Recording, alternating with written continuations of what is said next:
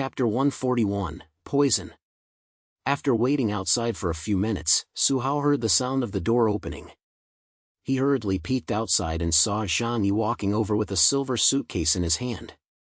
Su Hao's eyes fell on the suitcase and he felt that it looked very mysterious, not knowing what was hidden inside. Zhang Yi walked up to Su Hao and said calmly, "Do you know what I used to do?" Su Hao was taken aback for a moment, then shook his head. In the past, he was a rich second-generation kid, while Zhang Yi was just an ordinary young man who could be found anywhere in the neighborhood. How could he care who Zhang Yi was? Zhang Yi continued, "In the beginning, I was a boxer. In 2041, I won the championship in my first Southeast Asian free fighting competition. In 2042, I defeated Sakura Heavy Artillery's Lei Long and then swept through the karate masters of Sakura for 3 consecutive years. Later, I joined the French mercenaries and fought in the Middle East for many years, earning the nickname Half Fox. Tired of the fighting and killing in the underworld, I returned to my country. Now I am an ordinary assassin and warehouse manager." Su Hao's scalp tingled. He never imagined that the man in front of him, besides being handsome, had so many hidden identities. Su Hao thought to himself, no wonder his marksmanship is so good and he never hesitates to kill. I knew it, this guy is either a retired urban soldier or a professional assassin. Sure enough, I was right. This is a real big shot. If I can hang out with him in the apocalypse, I'll definitely survive. As Zhang Yi spoke, he opened the silver briefcase in his hand. When I was a mercenary, I often captured prisoners who were difficult to deal with. So we have special methods for dealing with stubborn people or those with malicious intentions. As he spoke, he kept his eyes fixed on Su Hao. Su Hao's body was tense, and he was terrified. He saw Zhang Yi open the briefcase and take out a syringe filled with blue liquid. The deep blue color immediately reminded Su Hao of poison. He had seen this scene in movies more than once. The fear in his heart caused Su Hao to back away repeatedly. Brother Zhang, what are you doing?" A smile appeared on Zhang Yi's lips as he held up the syringe and walked towards him. "This is a type of slow-acting poison that we often use. It takes a week to take effect after injection, and without an antidote, you will definitely die. If you want me to believe you, then let me give you an injection. Don't worry, as long as we take down Wang Siming's shelter, I'll give you the antidote." Su Hao's eyes widened. "What? It really is poison." "No, don't come over here." Zhang Yi didn't bother arguing with him. "It's not up to you. Things have come to this point, you have to take it whether you like it or not." With that, he held Su Hao down and pushed him against the wall. Then he ripped off his pants and slowly but firmly inserted the needle into his buttocks. Su Hao shed tears of humiliation. Zhang Yi quickly finished, put away the syringe, and said to him with a smile, "From now on, you are my subordinate." Su Hao trembled as he pulled up his pants. Suddenly, his head spun, and he collapsed on the ground. Ugh! Ugh! Su Hao lay on the ground and began to vomit. He felt extremely uncomfortable at this moment. He was dizzy, dry heaving, his chest felt tight, and he couldn't even breathe properly. This made him even more certain that he had been poisoned. Zhang Yi said indifferently, "Don't panic, this poison is slow-acting. I did this so that we wouldn't have to suspect each other. This way, if you try to kill me, you won't live either. And once I get that shelter, I won't need to kill you. Instead, I'll give you plenty of food and a comfortable place to live." Su Hao retched for a while. Although he felt uncomfortable, he knew that he had gained Zhang Yi's trust. "I understand. I'll contact Wang Siming as soon as I get back, and we'll go there as soon as possible." Zhang Yi nodded, "Okay. You go back first, and I'll give you instructions separately if there's anything else." Su Hao gasped for air and struggled to walk down the stairs. Zhang Yi watched him go downstairs and felt a slight sense of relief. Agreeing to cooperate with Su Hao to spy on the $1 billion shelter was a big challenge for him. In fact, the so-called slow-acting poison Zhang Yi had mentioned did not exist. He had used a drug called methylene blue injection, which was used to treat methemoglobinemia. However, if this drug is injected too quickly, it can cause symptoms similar to poisoning, such as dizziness, dry heaving, and tightness in the chest. Only by doing this could he ensure that Suhao wasn't deceiving him and avoid him changing his mind in the future. Let's clean up the mess in the neighborhood first, then go take a look there. Zhang Yi had his own plan in mind. He returned home and used the surveillance cameras to check on the situation in the hospital room. Uncle Yu had actually woken up, and Xia Limei was holding the child and whispering something to him. Although Zhang Yi couldn't hear them, he knew it couldn't be anything good. Zhang Yi smiled and walked over to open the door. Hearing the sound of the door opening, Xia Limei immediately shut her mouth and pretended to comfort the child. Zhang Yi didn't look at her and walked over to Uncle Yu with a smile. "Uncle Yu, you're awake. You scared me to death. I'm glad you're okay." Uncle Yu still looked a little weak. He forced a smile and said to Zhang Yi, "Luckily, you had a doctor here, otherwise I really would have died. I heard you took care of Huang Tianfang and his men. You're really something." Zhang Yi laughed and said, "What about them? They're nothing to me." As he spoke, he pulled open his jacket to reveal the bulletproof vest underneath. "I was wearing a bulletproof vest. They were hiding a crappy gun and thought it was some kind of secret weapon. But it was useless against me." Uncle Yu's eyes widened and his mouth hung open in embarrassment. He had risked his life to protect Zhang Yi from the bullets, but it had been all for nothing. Zhang Yi smiled and said, "It's my fault for not telling you in advance. Who could have known that they would suddenly attack and hurt people? Luckily, you're okay, otherwise I would feel so guilty." Uncle Yu was very embarrassed. "No, I couldn't help you at all. Thank you for saving me." Zhang Yi waved his hand and said, "No need to be so polite. I'm already very touched by your kindness." With a few words, Zhang Yi made Uncle Yu understand that he didn't owe him much, only his gratitude. This kind of thing had to be made clear to avoid trouble in the future. Chapter 142, Let's get started. Zhang Yi reassured Uncle Yu. At this moment, Uncle Yu had a special meaning for Zhang Yi. His body had undergone a mutation, and the nature of his abilities were unknown. However, based on Zhou Qir's description and his current observations, it should be something that enhanced his physical abilities. This was crucial for Zhang Yi. What he needed was someone reliable. Well, it might not sound very nice to say, but he actually needed someone who was strong and could act as a shield. "Just take care of your injuries. You don't need to worry about anything else right now," Zhang Yi said comfortingly. Uncle Yu said weakly, "I can't. I feel like I don't have any strength left in my body. I can't even lift my arms. If you continue like this, I don't know how long I'll be a burden to you." Zhang Yi knew that it was the effect of the muscle relaxant. "It's okay, just focus on getting better. I'll take care of everything else." Uncle Yu looked at Zhang Yi gratefully and nodded. Xia Limei, who was standing nearby, heard this and quickly said, "Zhang Yi, you're so good to my husband. The three of us don't know how to thank you. Our whole family is counting on you from now on." Uncle Yu's face turned red, and he said weakly, "May, we can't always trouble others. Wait until I recover, and I'll take care of you." Xia Limei put her hand on his shoulder and said with a sense of grievance, "It takes 100 days to heal a broken bone. You were shot. When will you recover? Even if you do, your body won't be the same as before. What can you do? Zhang Yi is so capable. He wants to take care of us, so what else can you say? Wouldn't that be a waste of his kindness?" Uncle Yu's face turned bright red. He was not good with words to begin with, and he didn't know how to respond to Xia Limei. Zhang Yi smiled slightly and said, "Sister Xia is right. From now on, I will be responsible for the livelihood of the three of you."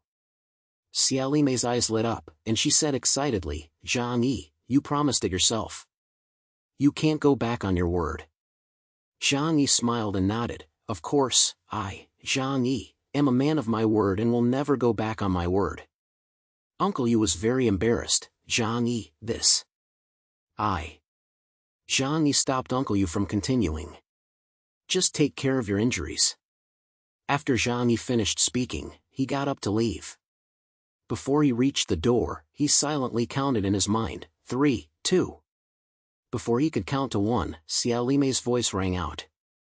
Zhang Yi, don't leave yet. Big sister has something to tell you. The corners of Zhang Yi's mouth curled up slightly. Xiao Limei had been locked in this room for a day. Although he had provided food and hot water, people always wanted more, and she would surely have more demands. Moreover, when she came over, she hadn't brought any of her and her child's daily necessities. She would have to go back to get them. Zhang Yi turned his head and asked with a smile, Sister Xia, is there anything you need? Xiao Limei said, Zhang Yi, we've been here all day. My cell phone is dead and I can't charge it, and the child's diapers need to be changed. How about you go get them for me? Zhang Yi smiled helplessly. Sister Xia, I've been busy all day and I'm really tired. You know, I fight all day long, so not only is my body tired, but my mind needs rest too. Besides, I'm not familiar with Uncle Yu's house or yours, so I don't know where to find those things. Why don't you go get them yourself? After hearing this, Xiao Limei hesitated for a moment. She turned her head and glanced at Uncle Yu on the bed, feeling a little reassured. She pretended to joke and stared at Zhang Yi. When your sister comes back, you can't refuse to let her in, okay? Zhang Yi said, Hey, don't say that. Am I that kind of person? Uncle Yu is still here. If I don't open the door for you, what kind of person would I be? Xiao Limei smiled cunningly and suddenly pushed the baby in her arms into Zhang Yi's arms. Okay, you take the baby for me. I'll be right back. Xiao Limei thought that neither Zhang Yi nor Zhou Ke could take care of the baby, so as long as she left the baby with him, Zhang Yi would have to let her in. Zhang Yi saw through her little trick. He laughed coldly in his heart. What, you think I can't abandon this baby, don't you? On the surface, he smiled and said, No problem, but you have to come back quickly, Sister Xia. I'm afraid I won't be able to take good care of the baby. Xiao Limei smiled triumphantly. Don't worry, I don't want to stay outside for long. I can't bear to leave such a nice place. She glanced at the comfortable house, her eyes filled with satisfaction, as if she were looking at her new home. Zhang Yi opened the door for Xiao Limei, and she left. Zhang Yi closed the door and looked down at the baby in the swaddling clothes. It was a small, white, tender baby with skin like water. When Zhang Yi saw her, he was actually a little moved. He couldn't help but reach out and touch the child's small face. It was cool, like a piece of tender jelly. Zhang Yi took a deep breath. In the end, he couldn't bring himself to harm a child. I'll find a woman to adopt you later. Zhang Yi took out his cell phone and sent a message to Su Hao, then carried the baby back to the ward and chatted with Uncle Yu. After Xiao Limei left Zhang Yi's house, she immediately felt a piercing coldness. She shivered and quickly put on her hat, sticking her hands in her pockets. It's so cold. She glanced back at the heavy door of Zhang Yi's house, her eyes filled with envy and longing. So this place is actually so warm. Compared to outside, it's like a frozen hell. My baby and I are going to live here, and we will never leave. Only here can my baby grow up healthy. Xiao Limei thought of what her child would look like when she grew up, and a knowing smile appeared on the corner of her mouth. However, the cold outside brought her back to reality. She quickly hugged her arms and ran downstairs. Just as she arrived at Uncle Yu's door and took out her key to open the door, a figure appeared behind her. Su Hao raised a bloody kitchen knife in his right hand and slashed at her neck. Psshhhh. Blood gushed out like a fountain. Xiao Limei fell to the ground in a daze, her eyes wide open, filled with fear of death, but also with sadness and worry for her child. Su Hao walked up, worried that Xiao Limei wasn't dead. He quickly stabbed her several more times. Only when he was sure that Xiao Limei had no signs of life did he nod with satisfaction and quickly leave the scene. At Zhang Yi's home, he sat in front of Uncle Yu's sickbed with the child in his arms and said with a smile, I've made up my mind. From now on, Sister Xia will take the child and live here. When you've recovered from your injuries and the child is older, you can move back. Chapter 143, Making a Decision. Uncle Yu listened to Zhang Yi's words and was so moved that he didn't know what to say. This is too much trouble for you. Your family's resources are limited. With 3 more people, you'll need more than double the amount of coal for heating. I'll move out once my injuries heal. I have arms and legs. I can't let you take care of me. Zhang Yi smiled and said, let's not talk about that now. Just rest and recover. We'll talk about the future later.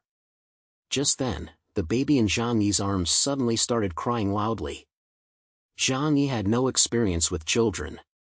He didn't hold the baby correctly, so the baby quickly woke up and started crying loudly. Zhang Yi hurriedly tried to comfort the baby, but no matter what he said, the baby wouldn't stop crying. Zhang Yi was at a loss. Even when he was facing dozens of people who wanted to kill him, he had never been so troubled. Uncle Yu was also helpless because Xiao Li Mei usually took care of the children at home. In desperation, Zhang Yi had no choice but to ask Zhou Care for help. Think of a way to calm this child down. Zhang Yi looked helpless. But who would have known that Zhou Care was also at a loss when she saw the crying baby? I don't know how to take care of children. Zhang Yi had a sudden idea. How about giving him a sedative? If that doesn't work, try some sleeping pills. Zhou Care looked speechless. Sleeping pills are very harmful to babies. Isn't that a bad idea? Where's his mother? Zhang Yi's tone was a little cold. She went back to get something. Zhou Care had no choice but to take the child from Zhang Yi's arms. But both of them were new to this, and she couldn't calm him down. Suddenly, Zhang Yi thought of something and said, maybe she needs a diaper change? Zhou Care also realized what he meant. She opened the swaddling clothes and saw that the baby's diaper was indeed almost full. Zhang Yi coughed once, then silently stepped back 2 meters and took a bag of diapers from the dimensional space and placed it on the ground. Here you go. Zhou Care was speechless, but looking at the baby crying uncontrollably in her arms, she had no choice but to try to change her. It took Zhou Care half a day to change the diaper, and sure enough, the baby's crying slowly subsided. Zhang Yi took Zhou Care to Uncle Yu's hospital room, where they chatted with him and asked Zhou Care to check his condition. Zhang Yi asked Uncle Yu, have you felt any changes in your body? Anything different from usual? Uncle Yu shook his head weakly. I don't have any strength in my body right now. The wound just feels itchy. Zhou Care said, that means your wound is healing. It's normal. Zhang Yi at least got one piece of information. Uncle Yu's supernatural powers were not particularly strong against medicine and could be affected. The group chatted for a while longer, but after more than half an hour, there was still no sign of Xiao Li Mei returning. Uncle Yu couldn't help but feel a little worried. Why isn't she back yet? Hearing this, Zhang Yi's pupils suddenly contracted, and he said in a low voice, she's not in danger, is she? He quickly stood up and said worriedly, it's very chaotic outside right now. There's a bloody battle between the buildings. Yesterday, Jiang Lei and Li Chengbin even attacked me. It's hard to guarantee that there aren't any traitors among the remaining people. No good, Sister Xia is in danger. Zhang Yi looked very nervous. Uncle Yu was also worried and said, Zhang Yi, go take a look. Don't let anything happen to her. Zhang Yi nodded, Here, take care of Uncle Yu and the child. I'll go take a look. After saying that, he quickly turned and left the hospital room. Then, Zhang Yi returned to his room and began to arm himself. He put on a bulletproof vest and bulletproof pants, an armband, a pistol, and a dagger. He slung an M4 over his shoulder, put on his bulletproof helmet, and lowered the transparent visor with a click. He was ready. Zhang Yi took out his cell phone and sent a message to the owners in the group. Please gather in room 1301 on the 13th floor. I will distribute supplies and decide on the division of the Yuelu neighborhood's apartment buildings. Everyone can choose any unit they want, first come, first served. After saying this, Zhang Yi sent a message to Su Hao, stay at home and don't move. Then he put his cell phone away and walked out of the door. Zhang Yi walked slowly, but from a distance, he could hear a rumbling sound coming from the hallway. It was the sound of very hurried footsteps. The neighbors knew that Zhang Yi was going to distribute food and divide up the territory, and they were all excited. They scrambled toward the 13th floor, afraid that if they were late, the good spots would all be taken by others. Zhang Yi held his assault rifle and walked down the stairs step by step, unhurried. It took him a full 5 minutes to walk down the 11 flights of stairs. When he arrived at the 13th floor, Zhang Yi heard chattering coming from room 1301. The neighbors were all excited, imagining a bright and peaceful future. Now that we've defeated the other buildings, we'll be in charge of the community. Haha, Zhang Yi is really generous, letting us each control a building. Just think about it, it's wonderful, the people in the other apartments will be our servants. The most important thing is the source of supplies. Zhang Yi still has to continue to supply us with food, or share the use of snowmobiles with us. I think he will accept this suggestion. After all, the community is now stable, and he doesn't want to break the status quo. We can support Zhang Yi as the leader of the community, and he will provide food and protect our safety. That's fair. Logically speaking, we can also provide labor and help him defend the community in case of an invasion by external enemies. They didn't know that Zhang Yi was right outside the room. The group was already fantasizing about their wonderful future life. They believed that all those who threatened them were dead and that only harmonious and beautiful days lay ahead. Zhang Yi could hear them clearly from outside, but a mocking smile appeared on the corner of his mouth. He opened his right hand and took out 2 grenades from the dimensional space. At the same time, he took out his explosion-proof shield and held it in front of himself. After making these preparations, Zhang Yi pulled the pins on the grenades and rolled them into the room from the doorway. Zhang Yi quickly raised his explosion-proof shield and retreated to the back. Inside the room, a neighbor noticed 2 melon-shaped objects rolling toward him. Huh, what's that? He curiously looked down. The moment he recognized what it was, a burst of flames engulfed him. Boom! The dozen or so people inside the room were instantly blown away, and the entire house shook violently. Chapter 144, One Must Not Be Left Behind. Zhang Yi leaned against the corner of the passageway, using his explosion-proof shield to block himself. The explosion was louder than he had imagined, shaking his eardrums. However, the force of the explosion did not reach them, only causing some dust to fall from the walls. Zhang Yi let out a long breath. He held up the blast shield with all his strength, carried the loaded assault rifle in one hand, and stepped forward to the door of 1301. After seeing the scene inside clearly, Zhang Yi relaxed. The 2 grenades had worked very well. There were more than a dozen people lying in a mess in the room, and the furniture had been knocked over, crushing some of the people, leaving only half of them visible. In the corner of the room, a man was covered in blood. He struggled for a long time but couldn't get up, only staring at Zhang Yi with extreme hatred. We helped you so much, why? Why are you killing us? As soon as he opened his mouth, blood flowed out, but he still roared angrily. He felt betrayed. They had helped Zhang Yi for so long, so how could he turn on them like this? You helped me? I don't think so. As he spoke, Zhang Yi raised his gun, aimed at his head, and ended his life with a single shot. His ridiculous neighbors still thought that they had helped Zhang Yi. If it weren't for Zhang Yi's protection, they would have been dead long ago. Allowing them to live until now was already the greatest gift Zhang Yi could give them. Zhang Yi raised his gun, aimed at each person or corpse on the ground, and shot them all in the forehead. Sure enough, some of those who were pretending to be dead couldn't take it anymore and roared as they got up to fight Zhang Yi to the death. But what greeted them was still a cold and merciless bullet. Bang! Bang! Bang! Bullets were fired from the carbine's barrel, the sound slow but powerful. Each bullet took a life with precision. Zhang Yi never wasted bullets, which were extremely precious in the apocalypse. 5 minutes later, Zhang Yi had finished off everyone with a bullet. During that time, some cursed, some begged, and some screamed in despair, but Zhang Yi was fair and treated everyone equally, not firing an extra bullet. 1, 2, 3, 4. 15, 16. Zhang Yi frowned slightly and counted again carefully. The numbers don't seem right. He had counted carefully before. Excluding him and Uncle Yu's family, there were 18 people left in the apartment. Subtracting Su Hao, there should be 17 people left. But now, no matter how he counted, there were only 16 people. Sure enough, there are still smart people out there.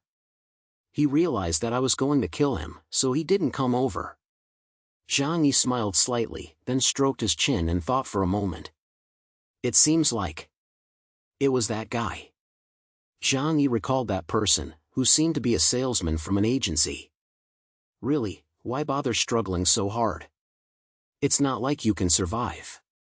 Zhang Yi sighed and picked up the gun in his hand. He began searching floor by floor. Zhang Yi knew where that person lived, so the search area was greatly reduced. An hour later, Zhang Yi found him in a kitchen cabinet. Do you think you're very clever? Zhang Yi asked with a hint of sarcasm. Under his desperate gaze, Zhang Yi gave him a taste of what it felt like to have his mind blown. At this point, there were only 5 people left alive in the entire building number 25. The murderers who had broken into Zhang Yi's room and divided him up to eat had all been killed by him. Although Su Hao was an outsider, he had died even more miserably than Zhang Yi in his previous life. Who could blame the rich second generation for spending money to buy supplies in the group so openly? According to the events of his previous life, his family was the first to be attacked. Zhang Yi's path of revenge was finally over. There were no more obstacles in his heart, and he felt that the whole world had become much clearer. Even his breathing became incredibly smooth. That feels good. Zhang Yi exhaled deeply. From now on, there would be no one in the Yuelu neighborhood who could threaten him. In the days to come, he would enjoy his wonderful life with peace of mind. Of course, the prerequisite was that he and Su Hao would first take down Wang Ximing's doomsday shelter, which was said to be able to withstand bombs. Then they would leave this place and make sure that no one could find them. Zhang Yi tucked his assault rifle behind his back and returned home. Before he arrived at Uncle Yu's hospital room, he had already put on a sad expression. Uncle Yu, I have some bad news for you. Sister Xia. Ah. Zhang Yi clenched his fists and sighed deeply. Uncle Yu already understood what had happened and asked in disbelief, Xia Limei. What happened to her? Zhang Yi said, those neighbors have actually been dissatisfied with us for a long time. They secretly colluded with people from other buildings to kill us. Then they would steal our supplies in my house. Although I killed Jiang Lei and Li Chengbin, there are still traitors among the rest. They were afraid that I would retaliate after the fact, so they took action early and killed Sister Xia. Ah. Zhang Yi looked grief-stricken and couldn't speak. Uncle Yu closed his eyes in pain, then slammed his fist hard on the bed. There was a loud bang. The steel bed frame collapsed at the corner. A flash of light appeared in Zhang Yi's eyes. It seemed that his guess was correct. Uncle Yu's supernatural power was strength-based. That was very good. It would complement his own abilities perfectly. Moreover, in the future, he wouldn't have to worry about finding someone to help him with the heavy work. Uncle Yu, don't worry. I didn't let those bastards off easy. I killed them all to avenge Sister Xia. Uncle Yu slowly opened his eyes moist. He was a sentimental man. Although he had only been with Xia Limei for her body, as the old saying goes, love grows with time, and he couldn't help but feel sad. Those people really deserved to die. I knew long ago that they were unreliable. I just didn't expect that after you and I worked so hard for this building, not only did they not thank us, they actually resented us. Those people really deserve to die. Uncle Yu said hatefully. He didn't doubt a word Zhang Yi said. First of all, over the past month, he had witnessed the ungrateful behavior of his neighbors with his own eyes, and he had also seen Li Chengbin and Jiang Lei ambush Zhang Yi.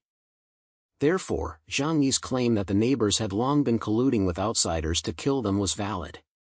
Second, and most importantly, after Xia Limei left, Zhang Yi had stayed in the hospital room with him for quite some time, so the possibility of Zhang Yi being the one who attacked her was ruled out. Zhang Yi walked over and said sincerely to Uncle Yu, Uncle Yu, I am also responsible for this matter. I didn't expect them to be so heartless. Don't worry, I will definitely find you another young-looking wife with big breasts and good skills in the future. Uncle Yu was silent for a moment. He slowly said, I like mature and curvy women. Chapter 145, Entrusting an Orphan. Uncle Yu understood clearly.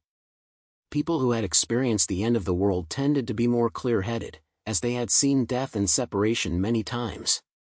What's more, he and Xiaolime had only been married for a short time and didn't have much of a foundation for their relationship. He wasn't so distraught over her death that he wanted to die. Seeing Uncle Yu's reaction, Zhang Yi smiled with satisfaction. That's easy, I'll definitely pick one that you like best. While the two were talking, Zhou Qir walked over with the crying baby in her arms. She looked helpless and confused. Zhang Yi, Uncle Yu, she's crying again. What should I do? Zhang Yi and Uncle Yu glanced at each other, both clueless. Take care of a child? They were an old bachelor and an experienced driver, neither of whom had any experience with this. Probably. She's hungry. Zhang Yi looked at Zhou Qir, his gaze slowly falling on the breastfeeding structure. She was plump and full, so if she had children in the future, they would definitely not go hungry. Zhou Qir's face suddenly turned red, and she said excitedly, What are you thinking? I haven't given birth yet, how could I have milk for her to drink? Zhang Yi said, It's true that we can't take care of this child. We need to find someone with experience to look after her. He glanced at Uncle Yu. Uncle Yu, should we give this child away? When Xiaolime was still alive, Uncle Yu would take care of this child for her sake. But now that Xiaolime was gone, how could Uncle Yu help her raise her child? Wouldn't that be pure and simple resentment? Uncle Yu wasn't brain damaged, he wouldn't do something so stupid. But looking at the baby in the swaddling clothes, he couldn't bear it. His expression was somewhat conflicted, but if we give her away, will she survive?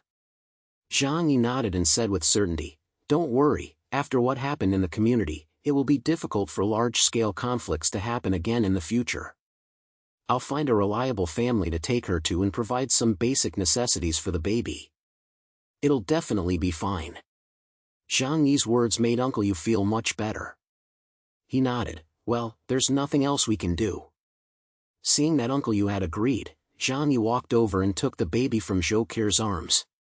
The baby seemed to understand the fate that awaited her and cried even louder. I'll go find a good family for you.